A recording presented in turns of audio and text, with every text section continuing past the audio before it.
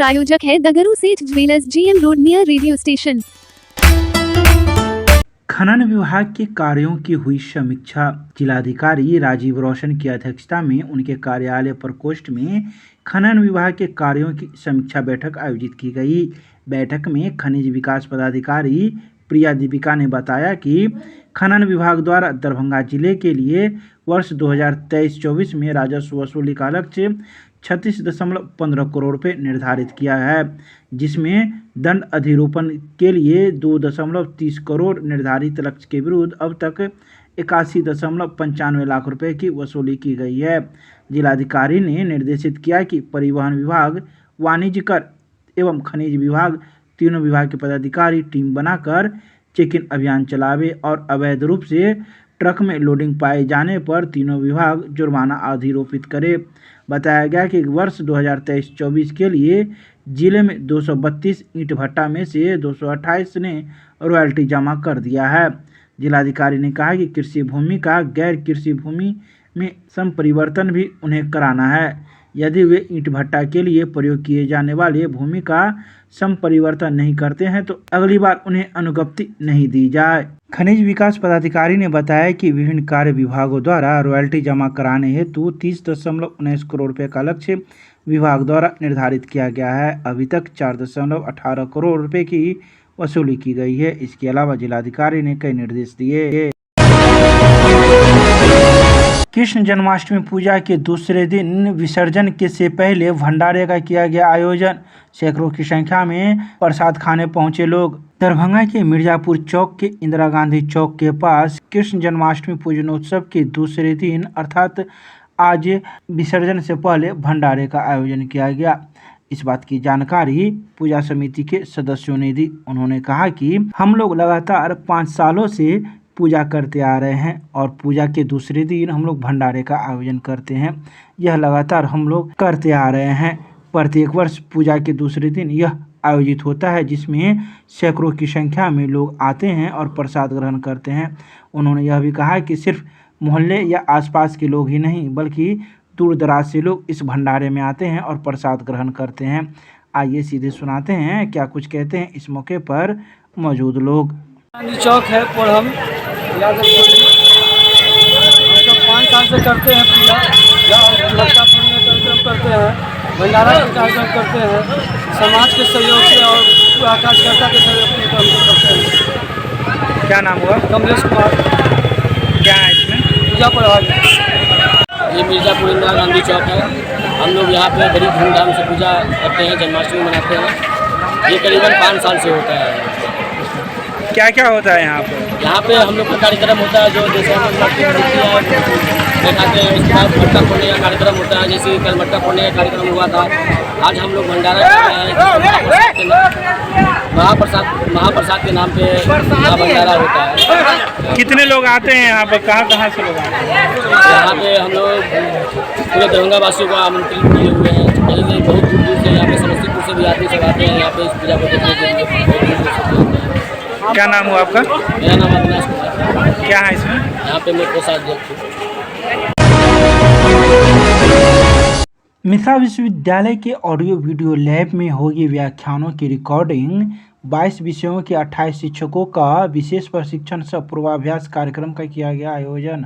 मिथिला विश्वविद्यालय के कुलपति के दिशा निर्देश से विश्वविद्यालय के एडवांस रिसर्च सेंटर स्थित ऑडियो वीडियो लैब में आगामी 11 से लेकर 22 सितंबर के बीच 22 विषयों के 28 शिक्षकों की व्याख्यानों की रिकॉर्डिंग की जाएगी। प्रथम चरण में शिक्षक स्नातकोत्तर सिलेबस से, जबकि WIT B.Ed रेगुलर तथा पुस्तकालय एवं सूचना विज्ञान के शिक्षक वर्तमान सिलेबस से ही अपना व्याख्यान रिकॉर्डिंग कराएंगे। व्याख्यान रिकॉर्डिंग से संबंधित सभी शिक्षकों से प्राप्त कंटेंट्स के साथ हाल ही में एडवांस रिसर्च सेंटर के professor in charge professor Surendra Kumar तथा ऑडियो वीडियो लैब के कोऑर्डिनेटर डॉक्टर RN चौरसिया ने IT सेल के इंजीनियर मुकुंद माधव के साथ कुलपति प्रोफेसर सुरेंद्र प्रताप सिंह से मिलकर दिशा निर्देश प्राप्त किया। बता दें कि व्याख्यान के रिकॉर्डिंग से संबंधित शिक्षकों की 9 दिन की कार्यशाला पहले ही आयोजित की गई थी।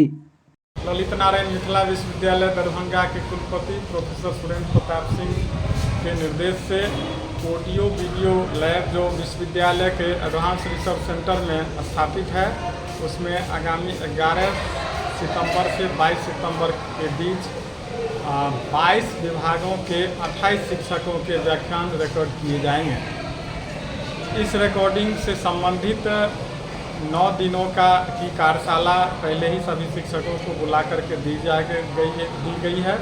फिर भी दोबारा विशेष प्रशिक्षण या विशेष कार्यशाला सह अभ्यास पूर्वाभ्यास का आज कार्यक्रम आयोजित किया गया, जिसमें जो 28 शिक्षक हैं जिनका व्याख्यान रिकॉर्ड होना है, वे सभी भाग लिए और पूर्वाभ्यास भी किया।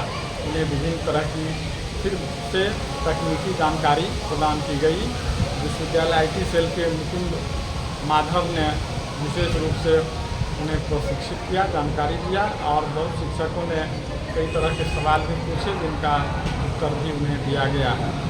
अब 11 तारीख से जो व्याख्यान रिकॉर्ड होंगे ऑडियो वीडियो लैब में, वे PG विभाग के सिलेबस से होंगे, जो चालू सिलेबस अभी है, और साथ ही साथ स्नातकोत्तर के साथ B.Ed regular doctor Abdul Kalam WIT और B.Ed पुस्तकालय में सूचना विज्ञान के शिक्षकों के भी व्याख्यान रिकॉर्ड होंगे, जिनमें अभी चल रहे सिलेबस के ही किसी भाग का रिकॉर्डिंग होगा प्रथम चरण में, और फिर इसके बाद कुलपति महोदय का आदेश से आगे के कार्यक्रम चलाए जाएंगे।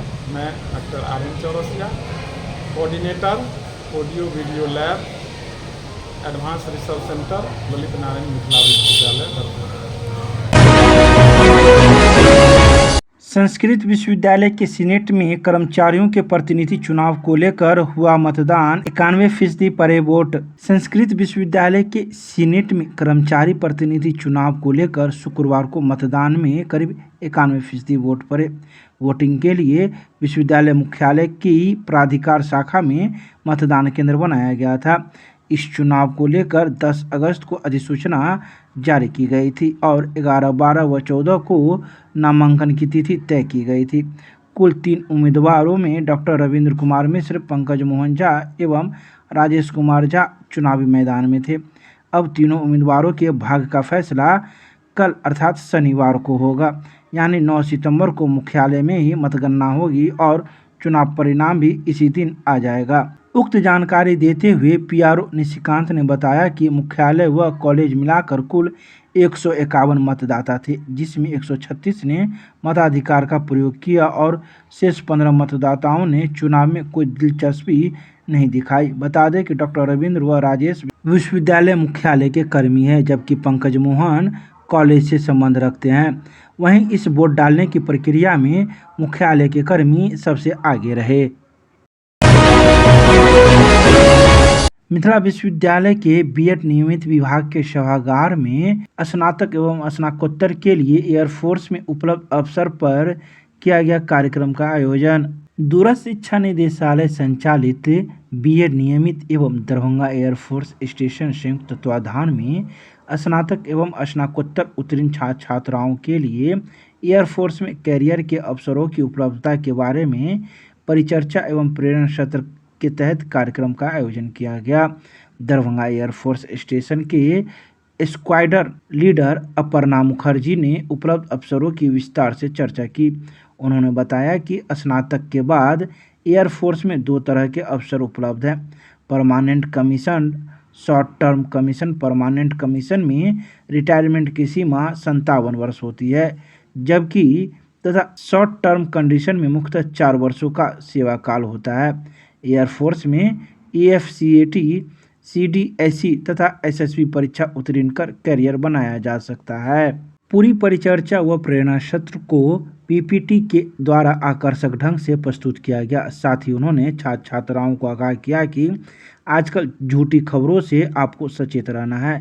बीच बीच में छात्र छात्राओं से सेना के बारे में ज्ञान तथा सामान्य ज्ञान के प्रश्न पूछ कर एवं सही उत्तर देने पर वायुसेना का राइटिंग पैड से पुरस्कृत कर छात्र छात्राओं को प्रेरित किया गया। मिथिला एसोसिएशन ऑफ जियोग्राफर की एक बैठक हुई आयोजित। लिए गए कई अहम निर्णय। मिथिला एसोसिएशन ऑफ जियोग्राफर की एक बैठक शुक्रवार को मिथिला विश्वविद्यालय के भूगोल विभाग में विभागाध्यक्ष डॉक्टर विनय नाथ झा की अध्यक्षता में आयोजित की गई। बैठक में शारदानंद चौधरी, योग के महासचिव डॉक्टर अनुरंजन, उपाध्यक्ष डॉक्टर रश्मि शिखा, विभागीय डॉक्टर मनोराज शर्मा, डॉक्टर सुनील कुमार सिंह, रणधीर प्रसाद रणवीर आदि सदस्यगण मौजूद थे। बैठक में कई एजेंडों पर महत्वपूर्ण निर्णय लिए गए, जिसमें मैग के अस्थायी निबंधन कराने की सहमति हुई। मैग के बाइलॉज के फाइनल रूप को स्वीकृत किया गया। तीसरा, रिसर्च जनरल जियोविजन के परामर्शदात्री समिति के गठन और आगामी 2 अंक प्रकाशित करने का भी निर्णय लिया गया। तो वहीं यह भी निर्णय लिया गया कि जनरल में आर्टिकल प्रकाशित करने हेतु 20 सितंबर 2023 तक शोधार्थी अपना आलेख विभाग में जमा कर सकते हैं। इसके अलावा कई अन्य महत्वपूर्ण निर्णय भी लिए गए।